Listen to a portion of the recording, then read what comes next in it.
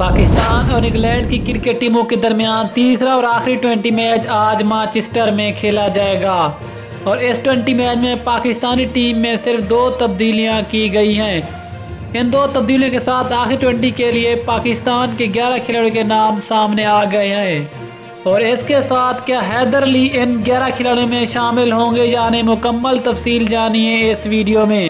लेकिन तफसील में जाने से पहले चैनल को सब्सक्राइब करके साथ में लगी घंटी के बटन को प्रेस कर दें ताकि क्रिकेट से जुड़ी तमाम खबरें, रिकॉर्ड, शेड्यूल आपको सबसे पहले जहां पर मिलती रहें। अस्सलाम वालेकुम दोस्तों, वेलकम टू सैन स्पोर्ट्स। आपको तफसील से आगाह करते चलें कि इंग्लैंड और पाकिस्तान के दरमियान तीसरा और आखिरी 20 मैच आज मैनचेस्टर में खेला जाएगा, जो कि पाकिस्तानी टाइम के मुताबिक रात 10 बजे शुरू होगा।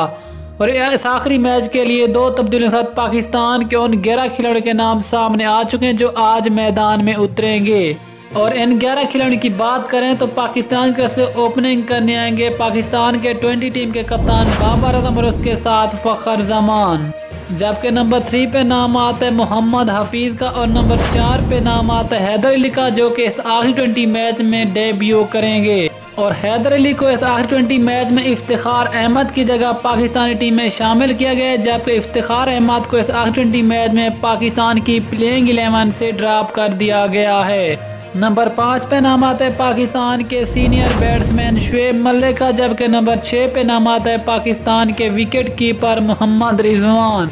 नंबर 7 पे नाम आता है इमाद वसीम का, जबकि नंबर 8 पे नाम आता है शादाब खान का। अगर नंबर 9 की बात करें तो नंबर 9 पे नाम आता है वहाब रियाज का, जिसे मोहम्मद आमिर की जगह पाकिस्तानी टीम में शामिल किया गया है, क्योंकि मोहम्मद आमिर दूसरे 20 मैच में इंजरी के बाद इस आखिरी 20 मैच में पाकिस्तानी टीम से बाहर हो गए हैं।